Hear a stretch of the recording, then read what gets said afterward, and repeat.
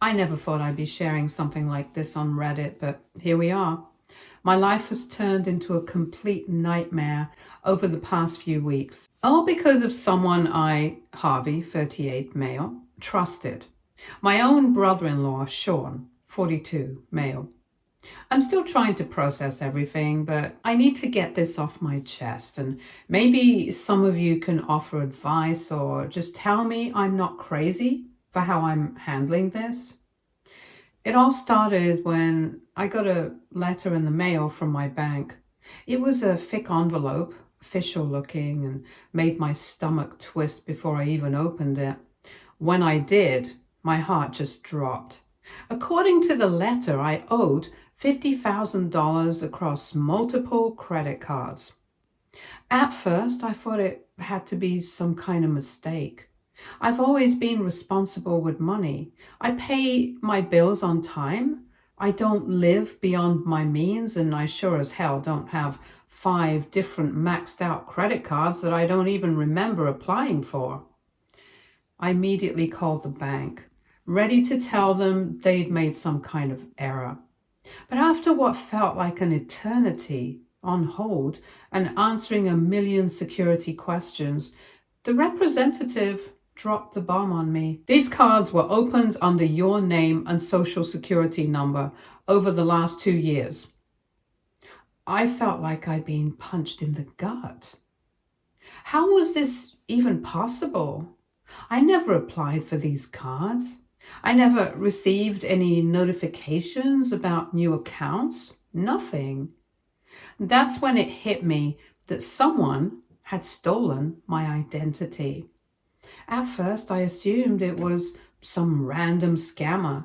Maybe my information had been leaked in a data breach, or maybe I'd fallen victim to some phishing scam without realizing it. But as the bank's fraud department dug deeper, they uncovered something even more horrifying. The purchases on these cards were all made locally.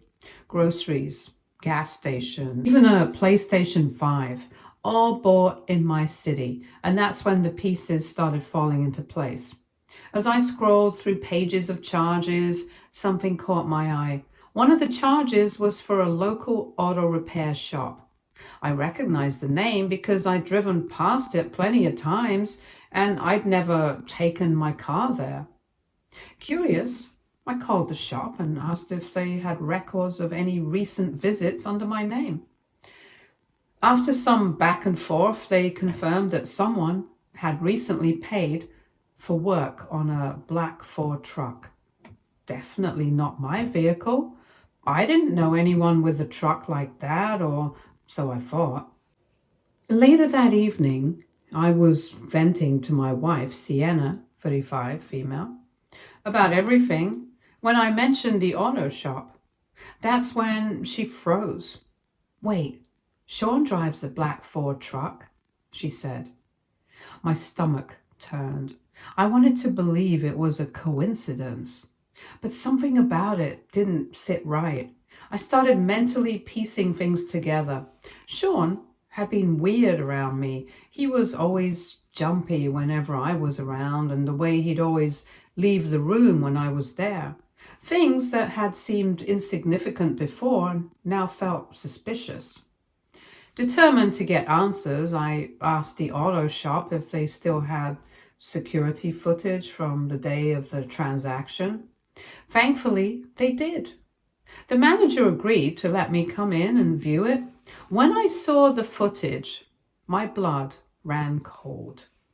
There was Sean, standing at the counter, handing over what appeared to be my credit card. I knew it wasn't just my imagination now, but what really sealed it was when I checked with a nearby electronics store where another suspicious charge had occurred. Sure enough, their security footage showed Sean again, this time leaving the store with a PlayStation 5 under his arm. I confronted him the next day. At first, he played dumb, swearing he had no idea what I was talking about. When I mentioned the security footage, his face went pale. I told him I was going to the police And that's when he broke down. He admitted to everything, including opening the cards, making the charges, and even forging my signature on some documents. He claimed he meant to pay it back eventually, but we both knew that wasn't true. That's when he let slip that my mother-in-law, Annie, 67, female, had known the entire time. Apparently, when Sean first suggested the idea, she told him it was fine because family helps each other out. Hearing that was almost worse than discovering Sean had stolen from me in the first place. The bank was able to cancel the cards and flag everything as fraud, but the damage was already done. My credit score had taken a massive hit, and even though the debt wasn't technically mine anymore, the whole ordeal had left me feeling violated. This wasn't just about the money, it was about the betrayal. Someone I trusted had looked me in the eye for months while secretly destroying my financial stability. Once the bank confirmed the fraud, I was faced with a choice: let it go or press charges. Letting it go would mean Sean would walk away without any consequences, and I'd be left dealing with the fallout. Pressing charges, on the other hand, would mean he could face jail time. But it would also mean dragging my family through a legal nightmare. I won't lie, I hesitated. Part of me wondered if I was overreacting. Maybe I should just let it slide for the sake of family harmony. But then I thought about all the ways this could have ruined my life. What if the bank hadn't believed me? What if I'd been stuck with that debt? What if he'd done even more damage before I caught him? In the end, I decided to press charges, and that's when the real chaos started. Annie called me screaming, telling me I was destroying the family and that jail would ruin his life. She kept insisting that he'd learn his lesson and I needed to forgive and forget. But the thing is that he only learned his lesson because he got caught. If I hadn't found out, he would have kept doing it. Then Sean called me and was screaming at me, so I just told him, it's not that big of a deal. Jail is only temporary. Sienna has been stuck in the middle of all this, which has been really hard on her. She has been supportive of me, but I know it's tearing her apart to see her family like this. Family gatherings are now completely awkward, and I've already decided I won't be attending any holidays this year. Some people have told me I should just drop it, that family is more important than money. But this wasn't just about money. It was about trust. It was about the fact that he looked me in the eye every day while secretly stealing from me. It was about the fact that he could have ruined my credit for years, making it impossible for me to buy a house, get a car, or even rent an apartment. I've since frozen my credit, signed up for identity theft protection, and lawyered up. The police are involved now and the case is moving forward. My brother-in-law is panicking, my mother-in-law is guilt-tripping me non-stop, and honestly, I don't care. Actions have consequences. He made his choices and now he has to face them. Update 1. It's been a few months since I pressed charges against Sean and things have been complicated. Honestly, I didn't expect everything to unravel the way it has. I figured the police would take my statement, the bank's fraud report would back me up, and Sean would face whatever consequences came his way. I knew there'd be tension with my in-laws, but I underestimated just how messy things would get. First off, the legal process has been slower than I anticipated. After I filed the police report, there was an investigation that took weeks. The officers collected evidence from the bank, the auto shop, and the electronics store. They even managed to retrieve some of the forged documents Sean had signed. Everything seemed airtight. But then came the court dates, and that's when things got messy. Sean hired a lawyer, which I expected. What I didn't expect was his lawyer's strategy. Instead of denying that Sean used my information, they claimed that I had given him permission to open the cards. According to their version of events, I was aware of the debt the whole time and had only turned on Sean out of spite when he couldn't pay it back fast enough. I was furious. The idea that I would willingly let someone rack up $50,000 in debt under my name is insane. But the lawyer spun this narrative that I was helping family and had only decided to turn on Sean after a falling out. It didn't help that Sean conveniently had text messages where he had asked me for money in the past, and while those texts were unrelated, his lawyer twisted them to make it seem like we had some kind of financial arrangement. The biggest blow, though, was Annie. She agreed to testify for Sean. She backed up his story, claiming I'd known the whole time and had agreed to help him get back on his feet. I wasn't even surprised, honestly, but it still stung. What did surprise me was how far she was willing to go to defend him. She even claimed I'd bragged about having good credit and that I wouldn't miss the money. It felt like being stabbed in the back all over again. Sienna's been supportive through all of this, but I can tell it's wearing her down. She's exhausted from being put in the middle, her brother on one side and her husband on the other. The stress has been brutal on both of us. We've had arguments, mostly about her family. I don't blame her, but I can tell she feels guilty for being caught between us. She's tried talking to Annie, but that's only made things worse. Annie keeps twisting the situation, saying things like, "If Harvey really loved you, he wouldn't be doing this." What really pushed me over the edge was the way they've been manipulating Sienna. At one point, Annie actually told her that if I really wanted to forgive Sean, I could write a letter to the court asking for leniency. Sienna didn't suggest it, Annie did. I know Sienna didn't mean anything by it, but hearing her ask me to write that letter felt like a betrayal. I told her no. I don't care how sorry Sean claims to be. I'm not going to pretend this didn't happen. As far as the legal side goes, Sean's lawyer tried negotiating a deal, basically asking me to agree to drop the criminal charges if Sean was on probation. I laughed when I heard this, and I told my lawyer I wasn't interested in anything that didn't involve real accountability. That decision apparently set Annie off again. Next thing I knew, I was getting texts from her that were nasty. She called me a vindictive monster and said I was ruining Sienna's life and accused me of tearing apart the family just because you're too proud to forgive. She even had the audacity to say Sean was too fragile to survive jail and that if I didn't stop pushing this, I'd have his blood on my hands. I didn't respond. There's no point. As for Sean himself, I barely heard from him. After I confronted him and he admitted everything, he's mostly avoided me, probably on the advice of his lawyer. The only time he reached out was after I refused to drop the charges.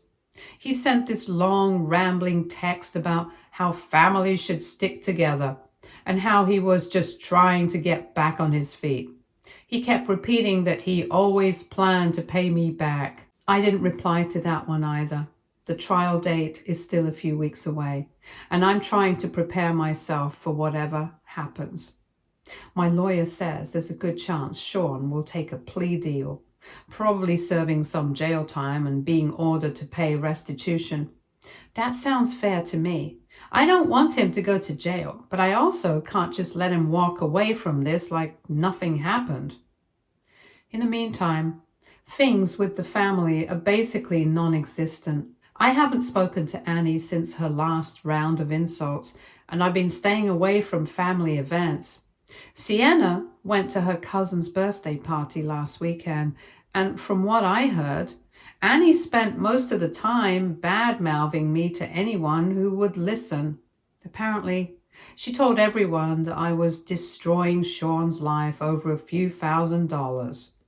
Never mind that it was 50 grand. The worst part is how isolated this has made me feel. I never wanted to be the bad guy, but that's how they've painted me. I've done everything I can to protect myself, but the emotional fallout has been harder to fix. Despite everything, I know I'm doing the right thing. Sean made his choices and now he has to face the consequences. And as for Annie, I'm done trying to reason with someone who refuses to see reality. Sienna and I are still figuring things out. She's angry with her family, but still loves them, and I get that. I told her I'd never make her choose between us, but she knows things can't go back to the way they were. Trust isn't something you can patch up overnight. The trial's coming up soon, and I'm bracing myself for whatever happens. I just want this chapter of my life to be over. Update 2. It's been a few months since the trial, and I finally feel like I can breathe again. I wanted to wait until things settle before sharing what happened, partly because I need time to process everything, and partly because I was just too emotionally drained to sit down and write this out. But now that the dust has settled, I can finally say this: I have no regrets about pressing charges. The trial didn't go exactly how I expected, but the outcome felt fair, or at least as fair as something like this can be. Leading up to it, Sean's lawyer kept pushing for a plea deal. At first, they offered a joke of a settlement, something like 6 months of probation and a promise to pay a fine. I refused. After that, they came back with something more serious. Sean would plead guilty to identity theft and fraud, face some jail time, and be required to pay restitution. My lawyer advised me to take it, and honestly, I agreed. As much as I was angry, I didn't want to drag things out longer than necessary. The plea deal ended up including 6 months in county jail, 2 years of probation, and a fine. The court determined that since the bank had written off a portion of the debt and my credit had been restored, I wasn't thrilled about that part, but I accepted it. At that point, I just wanted it to be over. The sentencing was tense. Annie was there, of course, and she didn't hold back. As soon as the judge announced the sentence, she started sobbing, loud, dramatic sobs that filled the courtroom. I'd expected that, but what I didn't expect was for her to turn to me right there in the courtroom and hiss, "I hope you're happy." Sean didn't say much. He just kept his head down, barely looking at me the whole time. Later that night, Annie left me a voicemail, nearly 5 minutes long, where she unloaded everything she'd apparently been holding back. According to her, I was heartless, vindictive, and trying to destroy her family. She claimed I had humiliated her and ruined Sean's future over a simple mistake. The whole thing was exhausting. I didn't respond. In the weeks after the sentencing, things with Sienna were complicated. She's been supportive throughout this whole mess, but I know it's been hard on her. Her family has practically turned her into a pariah for siding with me. Annie made sure of that. At one point, Annie actually told Sienna that she was choosing her husband over her blood, as if that's some kind of betrayal. I think what hurt Sienna the most wasn't just her mom's reaction, it was Sean's. After the sentencing, Sienna tried to reach out to him. She didn't expect some heartfelt apology, but she thought maybe he'd show some remorse or at least acknowledge how much stress he'd caused. Instead, he told her that I was poisoning her and that she should open her eyes before I turned her against her whole family. That was the last straw for her. She's barely spoken to Annie or Sean since. It's been hard on her, especially with holidays rolling around, but I think cutting them off has also been a relief. For the first time in months, our home doesn't feel like a war zone. As for Sean's jail time, he ended up serving about 4 months before getting released early for good behavior. I won't pretend I was thrilled about that, but honestly, I've stopped wasting energy being angry. He's still on probation, and he's still required to pay the fine. Though I'm not exactly holding my breath on that. What surprised me most, though, through all of this, is how much perspective I've gained. For a while, I was stuck in this mindset that pressing charges was about revenge, like I needed to win somehow to feel justified. But looking back, it was never about that. It was about standing up for myself. It was about not letting someone manipulate me into feeling guilty for protecting what I worked hard for. Annie still refuses to admit that Sean did anything wrong. From what I hear, she's convinced herself that I set him up, which is just ridiculous. I doubt she'll ever take responsibility for enabling him or for encouraging him to steal from me in the first place. But honestly, I've stopped caring what Annie thinks. I spent months trying to understand her twisted logic, trying to find some way to fix things, but now I realize you can't fix something when the other person refuses to believe they did anything wrong. Sienna and I are still healing from all of this. For a while, it felt like our relationship was suffocating under the weight of it all. But lately, things have started to feel normal again. We're going out more, spending time with friends, and just living without the constant tension hanging over us. For the first time in a long time, I feel like I'm finally getting my life back. Update 3. I thought things would finally calm down after Sean's sentencing. With him serving time and Annie keeping her distance, I figured the worst of it was over. I should have known better. A few weeks after Sean went to jail, I started hearing whispers at work, small, vague things that didn't make sense at first. A co-worker mentioned that our manager had asked him if I was trustworthy. Another told me they'd overheard someone asking if I had legal trouble. At first, I assumed it was just office gossip. You know how workplaces are. But the more I heard, the more it started to sound deliberate, like someone was feeding people information. I mostly ignored them. Then about a month ago, my boss, Greg, called me into his office. He looked uncomfortable, like he didn't want to be having the conversation. He started with, "Look, Harvey, I just need to ask you something directly." And right then, I knew something was wrong. Apparently, Greg had received an anonymous email claiming I had a criminal record, specifically for fraud. The email claimed I'd been caught stealing from family and misusing credit cards, complete with vague accusations that I'd scammed other people in the past.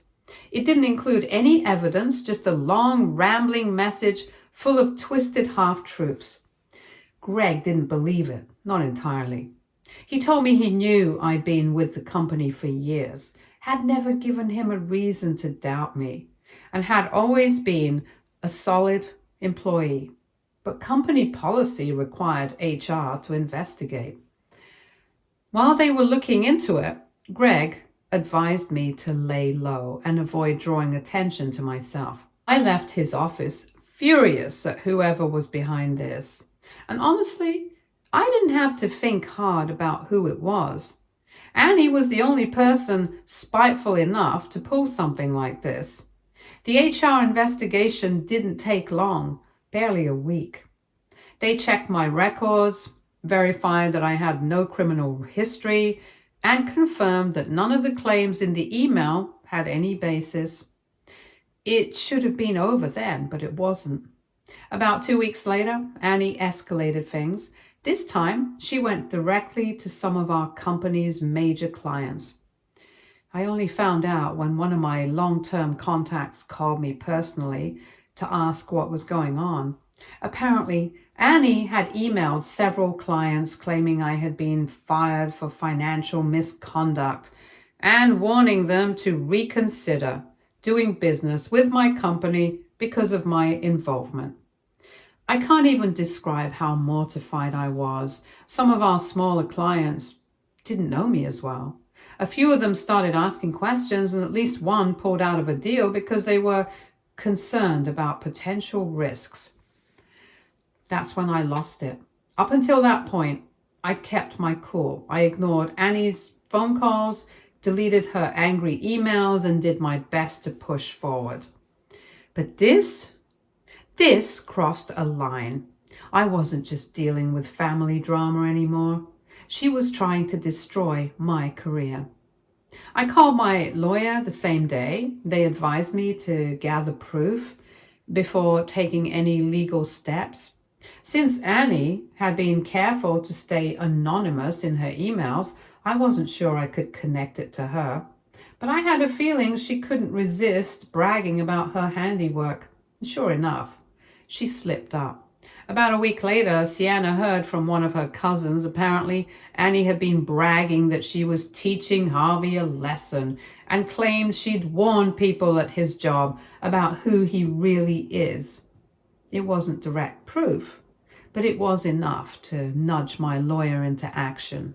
I called Annie directly. The second she answered, she started laying into me, saying this was all my fault and that I was ruining Sean's life. I tried to stay calm, but when I mentioned what she'd been doing to my job, she didn't even try to deny it. In fact, she bragged about it and said she was teaching me a lesson and that I deserved it for turning on family. I told her in no uncertain terms that if she didn't stop immediately, I'd make sure everyone knew exactly what kind of person she was. I said I'd tell her neighbors, her friends at church, anyone who would listen, about how her son was a convicted criminal and how she'd been spreading lies to cover for him. I know it sounds petty, but I was fed up. That seemed to rattle her. She backpedaled, claiming she was just worried about her family and didn't mean to cause trouble. I didn't believe a word of it. As for Annie, she seems to have finally backed off. I haven't heard from her since that phone call, and Sienna says her mom has been sulking quietly instead of lashing out.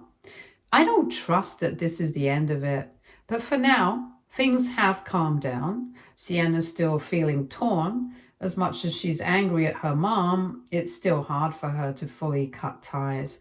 I know she misses how things used to be, even if those memories are tainted now. I've tried to be patient with her. This whole mess hasn't been easy for either of us. But I'm proud of how she stood by me through it all. I've realized now that people like Annie will always find a way to justify their behavior. In her mind, Sean's mistakes weren't really his fault. They were mine because I refused to let it slide. She convinced herself that I deserved whatever happened next, so no matter how cruel or unfair. The fallout from her sabotage took longer to fix than I expected. I had to personally reach out to clients, reassuring them that I was still trustworthy. Thankfully, most were understanding, especially when I explained what had really happened. Still, the damage lingered. I lost a few deals during that period. I doubt I'll ever get them back. Annie never apologized, not that I expected her to. Last time I saw her was at a distant cousin's wedding. She glared at me from across the room like I'd personally ruined her life. Honestly, I barely cared. I've accepted there's no fixing things with her. She's too wrapped up in this delusional belief that Sean is some innocent victim and that I'm the villain who put him in jail. As for Sean, he's been quiet since getting out. He's still dragging his feet with the probation. Sienna's still dealing with the emotional fallout. Despite all of this, we're getting better. Update 4. I honestly thought things had finally settled down after Annie tried to sabotage my job and wreck my reputation. She'd finally gone quiet. No more emails, no more voicemails, no more drama, or so I thought. I should have known that silence from Annie wasn't a good sign. About 3 weeks ago, Sienna's cousin Laura hosted a family gathering. Laura had reached out to Sienna personally to assure her that Annie would not be invited, which gave me some peace of mind. Laura's been one of the few people fully on our side since this whole mess started. And she knew how hard it had been for Sienna to stay connected to her family without dealing with her mom's constant drama. The evening started off great. It felt good to be around people who weren't trying to guilt trip me or lecture me about family loyalty. People were laughing, kids were running around. Then Annie showed up. She walked right in like she owned the place, carrying a Tupperware container full of her famous potato salad like nothing had happened. Laura intercepted her at the door, and I overheard their tense exchange. Laura told her flat out that she wasn't welcome and asked her to leave. But Annie, being Annie, wasn't having it. She pushed past her and marched right over to me like this was her big moment. "You!" she barked, pointing her finger in my face. The entire party went dead silent. I played calm. I didn't want to escalate things. I just told her, "This isn't the time or place, Annie." But of course she ignored that, and she launched into this loud rant about how I'd ruined Sean's life and how I didn't care about family. She started going on about how I was turning Sienna against her own mother and how I was a petty little man who couldn't let go of a grudge. I kept telling her to walk away, but she wouldn't stop. Eventually, I snapped back and told her that the only person ruining her family was her. I reminded her that Sean had stolen from me and that she had tried to destroy my career. And that's when she lost it. Before I knew what was happening, she slapped me hard right across the face. I didn't say anything. I couldn't. I just turned and walked away. I wasn't about to cause a bigger scene. Laura and a few others practically shoved Annie out the door, and from what I heard, she started crying and yelling about how I was the bully and how nobody cared about Sean. I was still stunned when Sienna found me a few minutes later. I thought she'd be overwhelmed, but instead, she looked angry. Later that night, Sienna called her mom. I wasn't in the room, but I overheard enough to know it wasn't pretty. Sienna told Annie that she'd had every chance to apologize and take responsibility, but instead, she doubled down every time. She told her mother that until she could show genuine remorse for what Sean had done, for what she had done, she was no longer welcome in our lives. The best part was that Annie's behavior finally caught up with her. Word about the slap spread fast. By the end of the weekend, almost every relative knew what had happened. Apparently, a lot of them had been quietly fed up with Annie's behavior for a while, and this was the final straw. I know this isn't the end of it. Annie's too stubborn to just quietly disappear. But for now, at least, things are calm. If anything happens, I will keep you updated. Stay tuned for more stories from our girl relationships.